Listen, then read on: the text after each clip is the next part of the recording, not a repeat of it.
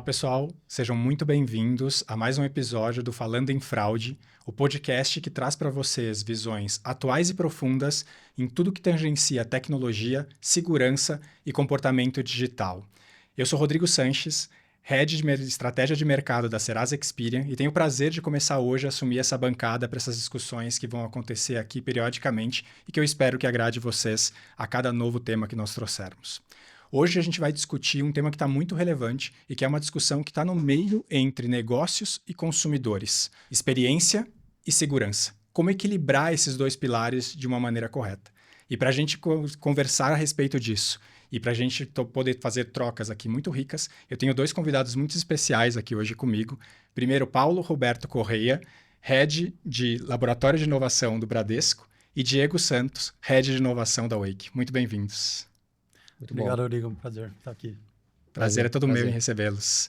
Acho que para a gente poder começar um pouco as nossas discussões e aquecer um pouco os motores, acho que primeiro dá a oportunidade de vocês fazerem uma breve apresentação para o público que está aqui com a gente. E aí eu queria que a gente já abrisse um pouco do bate-papo, vocês contando um pouco como esses dois pilares, eles têm relevância dentro do negócio dessas duas gigantes que vocês representam. Como a segurança e como a experiência impulsionam negócios para as duas empresas. Paulo, quer abrir os trabalhos? Boa. Bem, eu sou o Head de Inovação ali no Laboratório de Experimentação do Bradesco, então hoje o nosso papel lá é fazer, apoiar as áreas de negócio em inovações, tecnologias de inovações, soluções inovadoras ali, e dar um mecanismo de experimentação para essas áreas de negócio, para que a gente possa alavancar cada vez mais serviços diferenciados, né, mais inovação para os nossos clientes. Legal. Bom, eu sou o Diego Santos, como você disse, eu sou responsável por inovação, só que de um jeito um pouco diferente.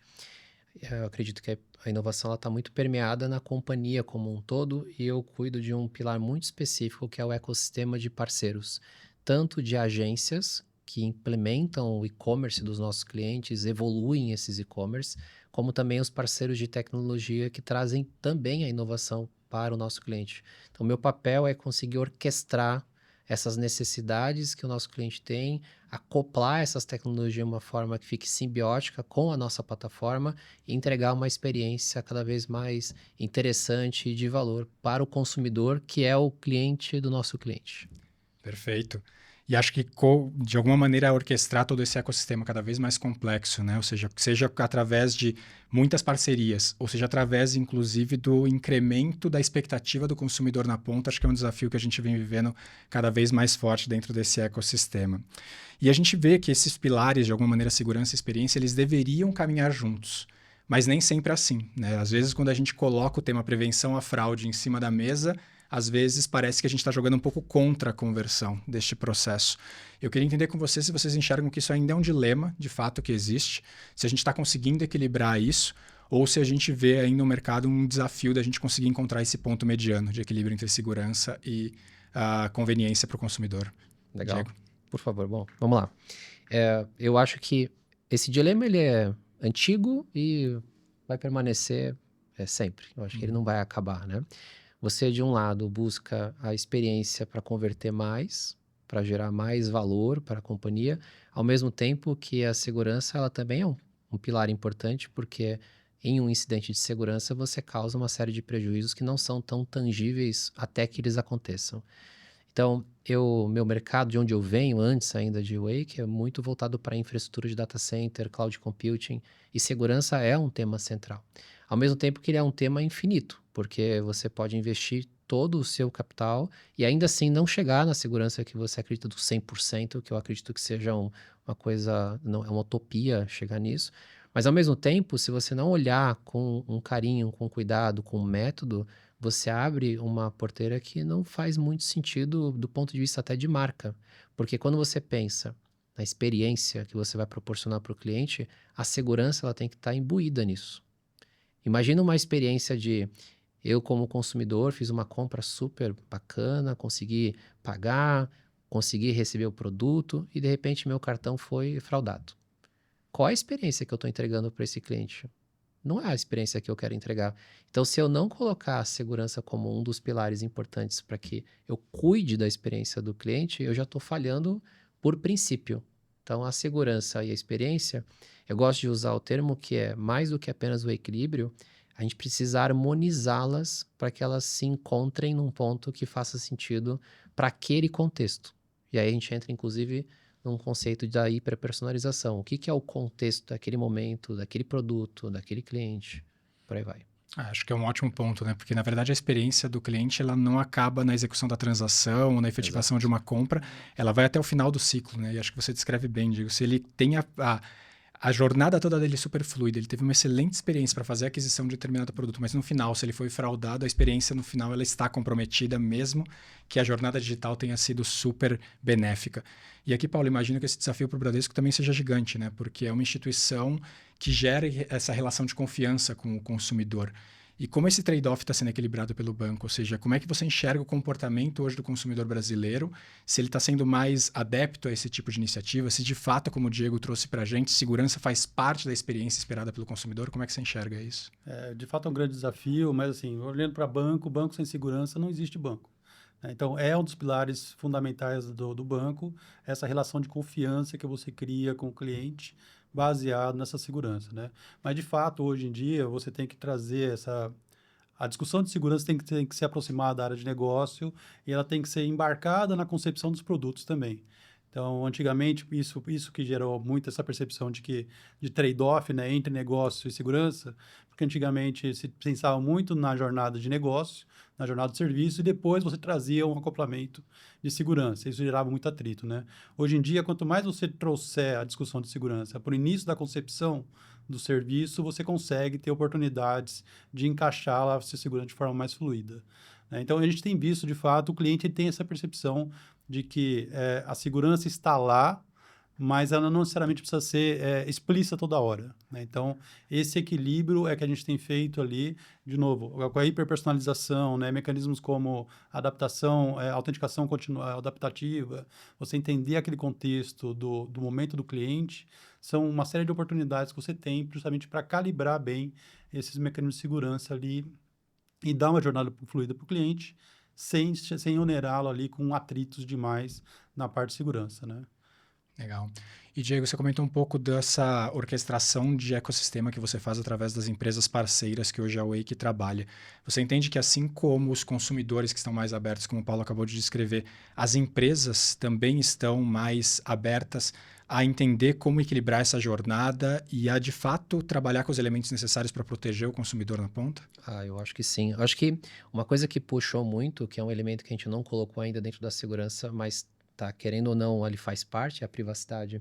Então, a privacidade, a própria LGPD trouxe à tona algo que talvez você não quisesse fazer antes, mas agora você é obrigado a fazer, porque você tem uma lei para seguir, você tem alguns problemas se você não segue essa lei, então você precisa cumprir isso. E, naturalmente, as empresas de software também começaram a entender que se elas não aplicarem segurança nos seus softwares, e aí um pouco do advento das cloud computing, por exemplo, as próprias empresas, as big techs que investem muito em segurança e proporcionam inclusive a conscientização, como você constrói um software de qualidade para que você não tenha as brechas de segurança mais comuns, como é que você deixa o seu software mais robusto, num nível mais enterprise, para que você possa atender outras camadas de cliente. Isso foi fazendo com que, ao longo do tempo, essas empresas não pensassem mais, será que eu devo ou não olhar para a segurança?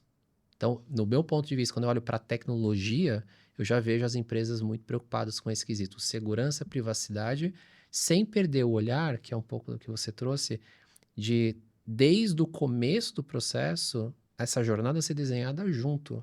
E não começar pela experiência, aí depois eu vejo privacidade, e depois, lá na frente, eu vejo segurança. Precisa começar já como um conceito de design. Security by design. Exatamente esse é o ponto. Eu acho que esse é o ponto-chave do negócio. E eu percebo isso nos nossos parceiros de tecnologia. Essa conversa ela é sempre presente do ponto de vista de infraestrutura, cloud, segurança, privacidade, está sempre em voga. Que ótimo, porque sabemos o tamanho do desafio que a gente está inserido no mercado brasileiro, né? Infelizmente, a gente vê a fraude crescente, a gente vê fraudadores muito bem capacitados, infelizmente monetizados, gerando um desafio gigantesco para a gente dentro desse ecossistema do qual fazemos parte aqui. E, Paulo, você tem algum caso que você entenda que a parte desse Security by Design foi de fato implementado pelo banco, que você conseguiria compartilhar com a gente, onde você fala que ao utilizar esse elemento de segurança, o consumidor sentiu uma melhora da experiência na ponta. Há algum caso que você consiga dividir com a gente, onde a segurança fez parte de uma melhora dessa jornada? Olha, a gente tem mecanismos de segurança hoje como o Mobile Token, que estão embarcados na jornada ali. Antigamente ele era mais explícito, a pessoa tinha que digitar. Hoje em dia ela está embarcada, uma série de transações está embarcada por trás. Então esse daqui foi uma melhoria que de fato assim, você tirou a camada de segurança da visibilidade do cliente, mas ela continua presente na jornada, dando aquela confiabilidade. Outro mecanismo também que a gente adotou ali nos últimos anos também foi a parte de biometria facial. Então, o Mobile Token era um mecanismo que a gente tinha mais seguro para a jornada e ele tinha essa capacidade de ser transparente, mas quando o cliente trocava o celular, você criava um atrito considerável. Por quê? Como é que eu sei que é o cliente que estava habilitando o Mobile Token num celular novo e não era um fraudador tentando fazer essa habilitação? Então, a gente trouxe a camada de biometria facial, né, com liveness, seguro e tudo mais, para justamente dar uma jornada fluida de reabilitação daquele token rapidamente. Então, ficou muito mais fluido para o cliente quando ele tem que trocar o celular, e mesmo quando ele tira o aplicativo do celular, ele poder recuperar aquele mobile token rapidamente, porque ele lembrava de fazer isso somente quando ele ia fazer uma transação. E ele quer executar aquela transação. E aí, deparar com aquele impacto lá, era um atrito bastante grande, tinha impacto ali no nosso NPS. Né? Então, esse tipo de coisa. Lá no passado, a gente olhar, em 2006, o banco também já colocou mecanismo de segurança no ATM também, de novo, com biometria na palma da mão. E aí, de novo, habilitamos uma série de serviços que antes eram inviáveis de acontecer no ATM, como, por exemplo, inclusive, saque sem cartão. Biometria também, aí a parte de novo, segurança, embarcado numa jornada ali mais fluida para o cliente conseguia fazer N transações ali no ATM sem garantindo toda a segurança. Legal. E como é que dentro da Wake, Diego, equilibra-se um pouco a pressão por resultados, né, desse ecossistema? A gente sabe que o e-commerce brasileiro é um e-commerce bastante ávido por resultados e busca parceiros que possam alavancar um pouco desse processo de venda e de geração de receita. Como vocês, de alguma maneira, apoiam e levam um pouco desse equilíbrio para dentro desse mercado? Ou seja, permitindo fluidez, permitindo alta conversão, mas não abrindo mão da conveniência e da segurança para o consumidor que está utilizando esse serviço? Excelente pergunta.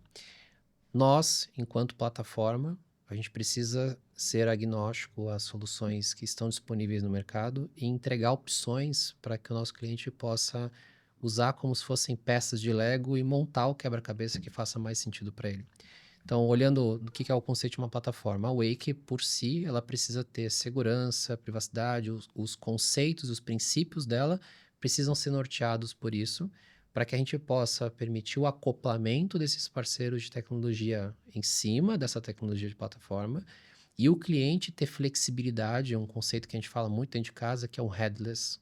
Então, ele desenha a jornada como ele achar que faz mais sentido para ele. Agora, como essa jornada vai se plugar com essas tecnologias, aí entra a nossa área que é como que a gente disponibiliza a tecnologia junto à nossa plataforma para que o cliente tenha as opções. Eu quero colocar um nível de segurança a mais no cadastro. A gente tem isso, por exemplo, com o Serasa PES. Poxa, eu quero fazer só uma autenticação de segurança lá no final, depois do pagamento. Ou eu quero fazer uma um pouco antes do pagamento. Eu quero fazer uma antes e depois. Dá esse poder de flexibilidade, onde tem sempre algum trade-off envolvido, nunca é 100%. E você não vai buscar o 100% da redução da fraude, até porque isso vai afetar a performance e vai de encontro ao que você acabou de trazer. A gente precisa olhar para a performance. Então, olhando para essa perspectiva, nós damos as opções e apresentamos aquelas que funcionam bem dentro daquele contexto. Mais um exemplo para fechar. Se a gente pensar que existem perfis de segmentos de cliente, perfis de consumidores com tickets específicos, produtos específicos, eu posso ter estratégias diferentes de acordo com esse contexto.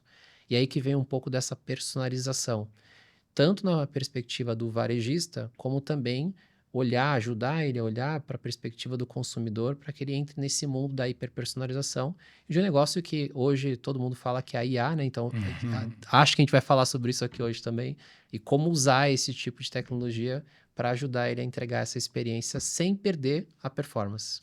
Legal. No final é a hiperpersonalização não só para o consumidor, mas para as empresas, né? Também poderem orquestrar os seus negócios da maneira mais adequada.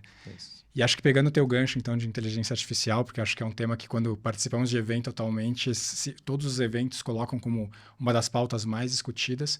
Como você enxerga o uso dessa inteligência artificial, Paulo, nesse equilíbrio da entrega de uma experiência mais hiperpersonalizada e também como um aliado nesse processo de prevenção à fraude dentro do banco? A inteligência artificial, acho que ela naturalmente tem a capacidade ali de você olhar, de novo, aquele contexto do momento do cliente, né? E você fazer as adaptações necessárias para fazer, pedir as verificações de segurança necessárias para aquele momento. Mas eu acho que, assim, olhando os últimos desenvolvimentos de inteligência artificial, especialmente na inteligência artificial generativa, você tem uma oportunidade bastante interessante, que ainda eu acho pouco explorada, que é usar a inteligência artificial generativa para identificar fraudes de engenharia social. A IA generativa, ela tem justamente essa capacidade de entender o contexto da comunicação humana, as nuances dessa comunicação, né? E a intenção também dessa comunicação. E quando a gente olha principalmente para esse cenário de fraude, como por engenharia social, phishing e tudo mais, você tem o fraudador tem um desafio. Por quê? O desafio dele é se passar como legítimo falando em nome da empresa. Então, ele tem que se posicionar como se fosse empresa. E quando você coloca uma IA generativa analisando esse posicionamento do fraudador, e essa IA, sabendo que a empresa não se posiciona, não usa esse canal para se comunicar com o cliente, não pede determinadas informações com o cliente, você tem a oportunidade aqui de gerar um alerta em tempo real para aquele cliente de que ele pode estar sendo vítima de uma fraude. Então, acho que esse cenário ainda está sendo pouco explorado, mesmo porque esse cenário ele não acontece somente no canal das empresas, ele tem que acontecer em um canal mais amplo, né? Então, entendo que o mobile é um canal muito propício para esse tipo de coisa. Você já tem uma série de tecnologias de IA embarcada no mobile. Então, ele pode ser ali um cenário para se trabalhar essa identidade, essa IA, para ela identificar esses momentos e gerar em tempo real esse alerta para o cliente. Esse alerta gerado em tempo real, somado a campanhas de conscientização das empresas, né, de como o cliente tem que se comportar, qual é o papel do cliente nessa jornada de segurança, você tem uma oportunidade bastante grande de frear esse tipo de ataque na originação da fraude, né? Então, eu acho que tem uma oportunidade bastante grande para ser aproveitada aí. Legal, imagino que como head de laboratório de inovação do Bradesco, você também deve estar olhando bastante para novas tendências do mercado, né? Porque, como você bem descreveu, infelizmente não existe uma única solução capaz de barrar tudo, né? A gente vê a necessidade de camadas de tecnologia sendo feitas, a necessidade de você entender padrões não só de fraude, mas de golpes, porque a engenharia social, de alguma maneira, ela acaba entrando, invadindo não só sistemas, mas às vezes a cabeça do consumidor e faz ele tomar ações que vão lesar ele próprio como parte desse processo. Há alguma tendência de mercado que você veja, nova tecnologia bacana de dividir com os nossos telespectadores, que você acha que sejam coisas que vão passar a estar acessíveis para eles em breve, Paulo? Olha, assim, eu não sei se a gente tem, de fato, uma tecnologia que vai ser colocada na mão do cliente, além dessa daqui que eu comentei, da IA generativa, né, nesse contexto de segurança. Mas você tem ali uma disseminação mais de outras tecnologias que começam a ficar embarcadas em aplicativos, né? Como, por exemplo, a biometria comportamental também é um ponto importante também. Ela automaticamente vai, através de identificando o padrão de comportamento do cliente e identificando quando esse padrão foge do normal, né? Então, você tem ali oportunidades também de disseminar mais essas tecnologias para, de fato, de novo, sem dar necessariamente uma exposição ou gerar atrito para o cliente, agregar segurança nesse processo de forma transparente para o cliente. Legal. E acho que um dos movimentos novos, né, Diego, que a gente acabou até fazendo parceria entre as duas empresas foi a ideia da gente poder levar credenciais reutilizáveis em forma de plugin da Wake através do Serasa PES. Você enxerga que esse é um movimento que o mercado brasileiro está aberto a utilizar, e como é que você vê um pouco desse benefício de poder ter credenciais pré-validadas, unindo a confiança das duas pontas entre negócio e consumidor? Eu acho isso muito bom, porque no final você está trazendo mais segurança sem necessariamente criar um problema de fricção. Então, um dos exemplos que você trouxe da biometria, a biometria facial, ela está bastante em alta. Hoje os aplicativos estão utilizando isso muito bem. Então, se eu estou comprando e eu tenho como fazer a biometria facial, seja no computador, seja no celular, e utilizar a base de dados que você já tem hoje para pré-validar que aquela pessoa é aquela pessoa, isso já é um grande avanço até na experiência que eu poderia personalizar a partir dali. Aquela pessoa que eu estou vendendo é aquela pessoa? Bom, então eu vou criar uma jornada diferente para ele. Se eu não souber quem é ele, então eu crio outra jornada. Eu acho que essa inteligência conectada com essas jornadas diferentes, elas fazem mais sentido. Entrando um pouco na linha da IA generativa, como a gente consegue entender contextos, então se você tem o cadastro da pessoa validado, o que mais que eu tenho sobre aquela pessoa, onde ela está, eu consigo ver o que ela está buscando, faz parte do comportamento dela, como que eu agrupo essas informações para criar jornadas cada vez mais fluídas, com menos fricções, mas quando houver a necessidade de ter a fricção, o cliente não está, no meu ponto de vista, também criando uma importância negativa em torno disso. Eu, como consumidor, sou consumidor, nós somos consumidores. A gente quer sentir segurança. O que a gente não quer é sentir uma segurança burocrática que impeça a gente de agir por nossa conta e ter que ligar para um call center para falar, bom, agora eu preciso comprar, eu vou ter que validar se eu sou eu. Essa fricção não é legal, mas se eu crio fricções onde eu posso me resolver de alguma forma e ainda assim manter a segurança, eu como consumidor quero isso. E aí, respondendo a sua pergunta de novo, eu entendo que o cadastro, uma vez que eu tenho o aplicativo do Serasa, já tenho todos os meus dados pré-cadastrados e eu posso trazer isso para o e-commerce de uma forma cross, porque eu posso estar no e-commerce agora nesse, mas eu posso estar no outro depois. Como consumidor, é uma experiência fluida, porque eu já fiz isso uma vez. Eu acho que esse é um bom caminho, uma boa evolução que a gente tem para trazer fluidez sem colocar uma fricção extra. Nesse sentido, a gente também está com essa iniciativa de identidade digital descentralizada e concordo 100%. Assim, acho que não faz sentido hoje em dia pedir para o cliente preencher a mesma informação em N jornadas que ele participa. Não só o preenchimento das informações, mas também os mecanismos de autenticação também. Então, sempre que há essa pluralidade de repetir os dados, ou mesmo de repetir mecanismo de autenticação, você traz uma complexidade para o lado do cliente que ele não precisaria ter.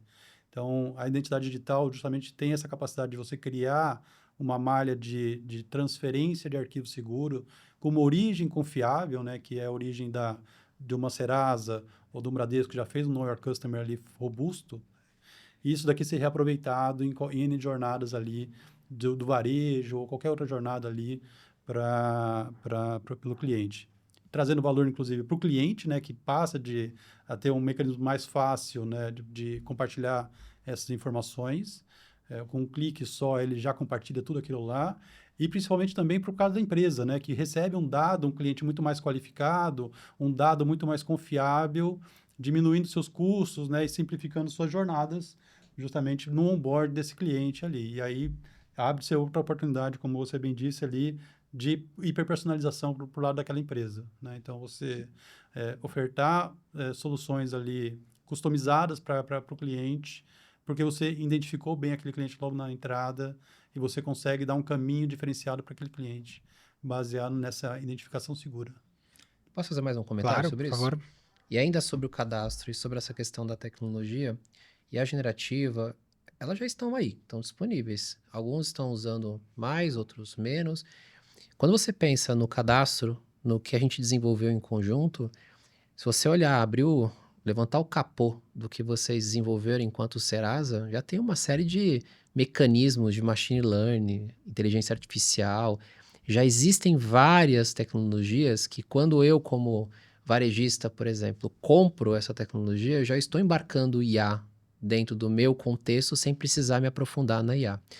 E aí, aproveitando a questão da oportunidade, eu acho que no momento em que a gente se encontra, a gente vê que a oportunidade existe quando a gente fala de IA para marketing, IA para produto, para codar produto, desenvolver produto, mas também existe uma IA onde você pode utilizar para esse contexto de fluidez e a segurança e privacidade estão embarcadas. A gente não pode esquecer que do outro lado, quando a gente pensa no fraudador, ele já tem essas ferramentas na mão. Então, se a gente não fizer o uso dessas tecnologias e ser mais proativo nesse sentido, a gente já ficou para trás. Isso está evoluindo muito rápido. Então, eu acredito que seja uma questão menos sobre tecnologia e mais sobre a mentalidade, colocar isso dentro do meu processo, meu princípio, minha constituição, para que aquilo seja visto diariamente, semanalmente, faça parte das minhas rotinas e ritos com os times na hora de desenvolver um produto, na hora de desenhar uma jornada. E a IA tem que estar embarcada como um meio para acelerar esse tipo de coisa.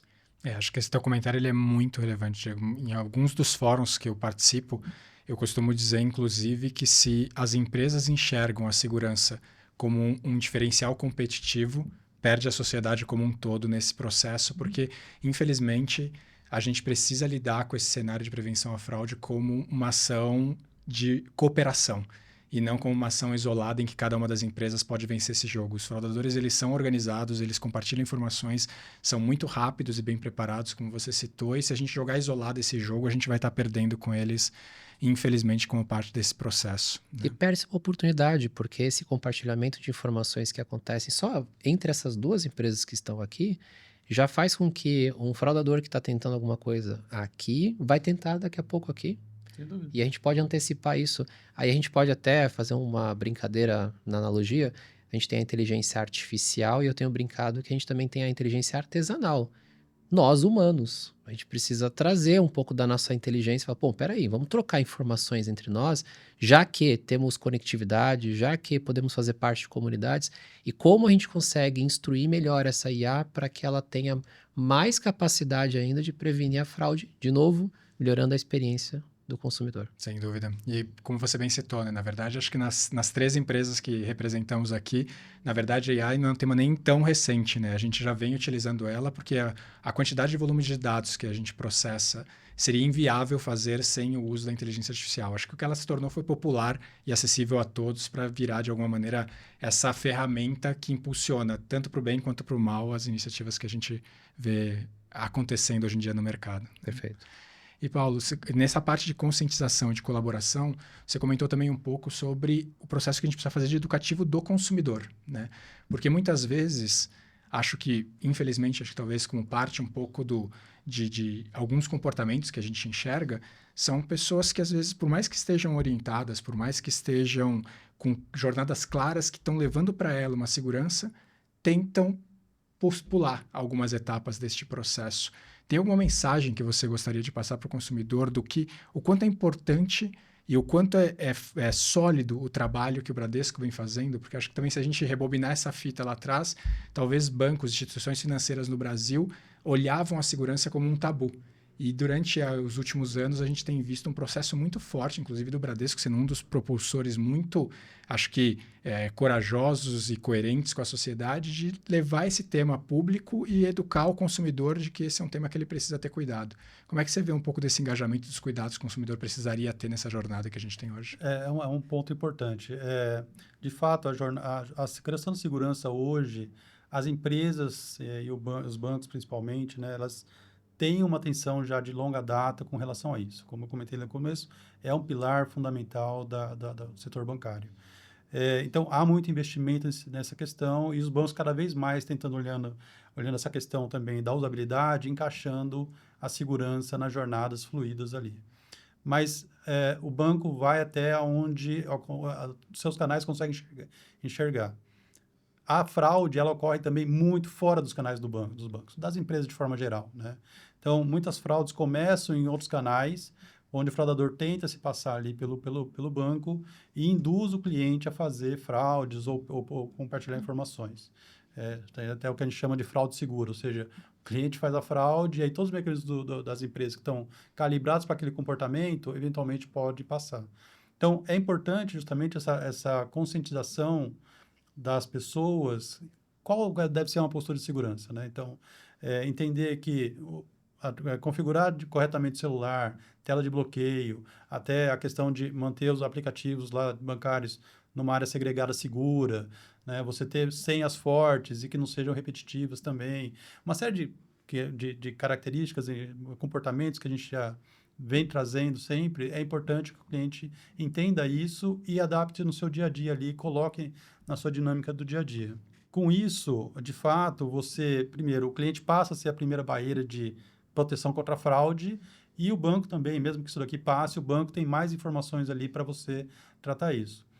Os bancos têm colocado também cada vez mais a questão da conscientização offline, digamos, como as campanhas que a gente faz para dar essa conscientização, criam sites também para dar todas as indicações ali de como ocorre uma fraude, como é que se protege e tudo mais, como é que identifica uma fraude, e tem também os mecanismos que são proativos nessa detecção. Por exemplo, você começar a receber ali, e que é muito bem percebido pelos clientes, receber alerta de transações são pontos importantes. O cliente vê com muito bons olhos isso, porque ele tem uma oportunidade de tomar uma ação rapidamente quando ele não identifica. E mais ainda, quando o banco identifica uma fraude, fala, ó, cliente, eu vi que ocorreu uma fraude aqui, um potencial fraude, tinha essa transação, bloqueamos tudo, então, está bloqueado aqui. Confirma que isso daqui era uma fraude, o cliente confirma, ok. E aí vem a segunda parte, que é um papel importante das empresas também. Qual é a pós-detecção da fraude, né? Então, é importante você também ter um caminho fluido ali para que aquela ocorrência que o banco identificou e bloqueou, para o cliente, ele já viu com bons olhos, falou, ok, eu sei que tem alguém cuidando por mim, então o banco está cuidando por mim da segurança também. Só que eu também preciso voltar à minha rotina normal. Então, você precisa dar um caminho rápido, uma comunicação muito fluida ali para o cliente, com os passos para ele rapidamente retomar a sua vida normal. Quando você faz isso, de fato, você constrói uma relação de confiança com o cliente muito forte, né? O cliente passa a enxergar, primeiro, tem alguém que me ajuda a me proteger aqui, e depois, mesmo que aconteça alguma coisa, que todo mundo sabe que pode acontecer, eu sei que isso daqui vai ser resolvido rapidamente e eu vou conseguir sequenciar com a minha vida normal aqui. Então, acho que é um fator importante aqui essa conscientização. Isso daí acopla muito bem com todas as ações que as empresas fazem para proteger o cliente. Legal. E quando a gente leva para uma visão de empresas, Diego, como é que você entende que este trabalho cooperado pode ser facilitado por empresas como Serasa, como Wake, em especial vendo até inclusive alguns movimentos de mercado que aconteceram recentemente, né? Se a gente olhar, por exemplo, a gente vê Banco Central criando uma resolução 6, onde é uma base compartilhada de fraude para tentar beneficiar um pouco desse ecossistema. Você acha que a Wake tem um papel de ser o facilitador para este varejo, para este e-commerce, tomar conhecimento e poder estar antecipado e estar um passo à frente da fraude? Como é que você vê um pouco desse papel? Sem dúvida nenhuma. Um dos papéis que a gente tem quando a gente conecta os parceiros que eles têm já uma marca por trás, uma robustez, que já fizeram um trabalho, um pré-trabalho como esse, de trazer mais inteligência, é conectar esse parceiro com o cliente que quer aprender sobre isso. E o nosso cliente, não no papel de um consumidor, mas como um business, uma empresa, ele precisa querer olhar para essa questão. Ao mesmo tempo, trazendo um pouco da chave da conscientização, a pessoa física lá na ponta, o consumidor, ele também tem um grau de responsabilidade de despertar que ele está dentro de um ambiente que é seguro ou não seguro, que ele pode ou não pode, que ele deve ou não deve. Então, existem alguns mecanismos que existem hoje que talvez o consumidor não tenha consciência de que isso existe. Talvez o varejista tenha essa informação e não esteja compartilhando adequadamente, aí volta um ponto da conscientização. E essa conscientização eu vejo com valor, porque se a empresa está preocupada em trazer esse educacional para o consumidor, trazendo visão para ele, olha, aqui está esse cadeadinho, aqui está esse processo, aqui acontece quando eu faço isso, é por causa disso. Dá um pouco mais de clareza daquilo que não seja muito invasivo ou até mesmo algum segredo que possa atrapalhar a tua própria estratégia daquela empresa. A gente deveria sim compartilhar para mostrar que a gente está preocupado com esse tipo de coisa. Então, eu acho que é papel de todos. Cada um tem um pedaço. E nós, enquanto Wake, a gente faz parte de um grupo que é a LWSA. Segurança é em primeiro lugar. A gente não consegue tirar isso, está dentro do nosso DNA já isso, e da Wake não é diferente. Quando a gente traz nosso parceiro de tecnologia, a gente respeita o mesmo princípio, ele precisa seguir essas práticas de segurança. Quando a gente coloca o nosso cliente junto com esse parceiro, a gente entrega para ele uma curadoria. E essa curadoria, ela precisa ter uma responsabilidade do nosso lado para dizer, esse parceiro, ele faz com segurança, ele segue boas práticas, ele está bem arquitetado para que você não tenha dor de cabeça. E mais do que isso, esse parceiro, ele conseguiu evoluir em certos passos que você, como um varejista, não vai ter esse conhecimento. Então, você precisa absorver esse conhecimento dele. Então, para fechar minha fala, eu diria que essa curiosidade esse despertar precisa acontecer em todos os níveis, lá na ponta com o consumidor, nós, né, consumidores, nas nossas casas, com as nossas famílias que estão passando por esse desafio, como as empresas, os varejistas, indústria, empresas de serviço precisam olhar de alguma forma como que eu levo essa educação e cada vez mais subir a régua de conhecimento de todos. Exato. Complementando aqui o ponto do Diego, é importante também que o cliente olhe nos serviços que ele consome dessas empresas. Muitas vezes essas empresas dão ajustes finos, possibilidade de ajuste fino nas suas configurações de segurança, né? Então, os bancos, por exemplo, você consegue fazer o que a gente chama lá de fricção programável, né? O cliente ir lá nos detalhes e configurar exatamente quais são os limites que ele quer num cenário fora de casa, num cenário durante o dia, num cenário à noite, num cenário quando ele está na sua rede Wi-Fi confiável, né? Então, você tem vários mecanismos que você pode fazer um ajuste fino, aumentando a sua segurança ali, para que você tenha conforto em carregar um mobile que tem toda a sua vida lá dentro, né? Sem abrir mão da segurança, né? Então, você tem essas capacidades disponibilizadas pelos clientes, para os clientes, é importante que eles explorem isso também para aumentar essa segurança. Acho que são ótimos elementos, né? Porque no final, muitas das opcionalidades das conveniências, elas até estão disponíveis, mas talvez por falta de conhecimento ou de navegabilidade ali, as pessoas acabam não utilizando sua máxima potência.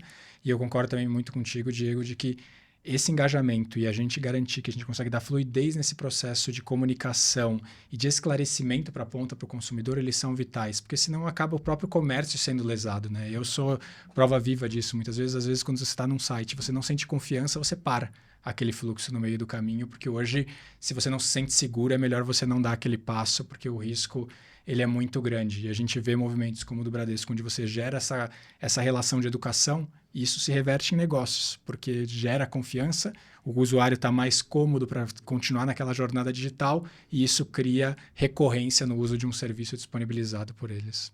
E se a gente pensar no resultado, fraude custa muito caro. Então, se a gente olhar por essa perspectiva, olhar mais no meu mercado varejista, mercado muitas vezes com margem muito apertada, tendo a sua sazonalidade, vários elementos externos que afetam a performance daquele mercado, qualquer fraude adicional que eu tenho, nessa calibragem que eu tenha me equivocado em alguma coisa, eu estou perdendo dinheiro. Então, se eu apertar demais, eu estou perdendo dinheiro. Se eu afrouxar demais, eu estou perdendo dinheiro. Então, como é que eu equilibro, como é que eu harmonizo esses elementos sem ter conhecimento? E aí, para ter conhecimento, eu tenho que falar com o mercado, eu tenho que falar com os parceiros. Vou falar com a Wake. Wake, quem você recomenda para falar sobre fraude?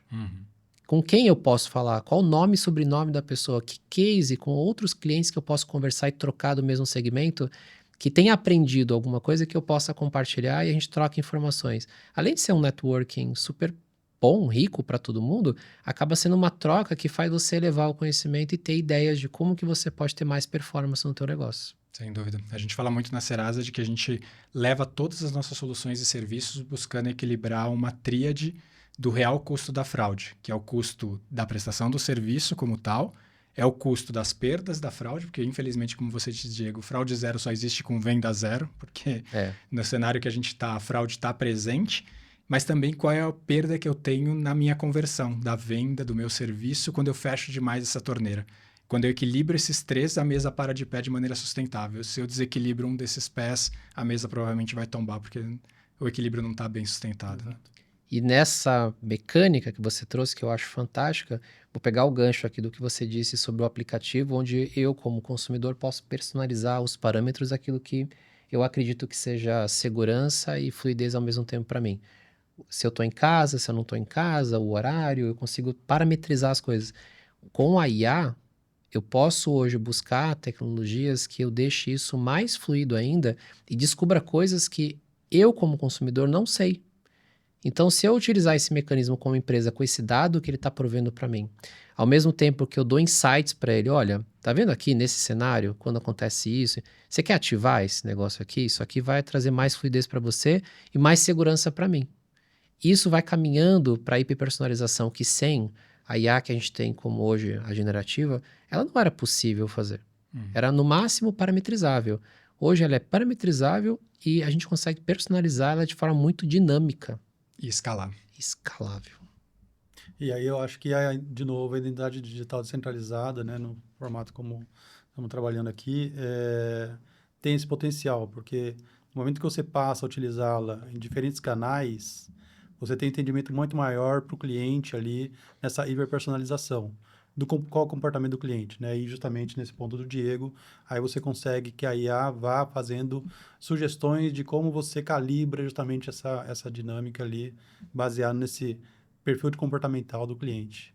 Não só nichado, como é hoje, né, em silos, tenho uma visão com determinado serviço, quando eu vou para outra visão nichada, mas você passa a ter uma visão mais holística do cliente, do como é que ele se comporta. Legal. Convidar todos que estão assistindo o podcast para que possam conhecer um pouco mais desse conceito de credencial distribuída que estamos trabalhando as 13 empresas aqui em conjunto. Sejam consumidores através do aplicativo Serasa Consumidor na geração das suas credenciais, ou sejam empresas que queiram se aproximar da gente, entender um pouquinho mais como é que a gente está levando essa fluidez do preenchimento de cadastro de maneira muito mais fluida e segura entre as duas pontas. A gente está super aberto a qualquer uma das 3 aqui a levar mais informação para vocês.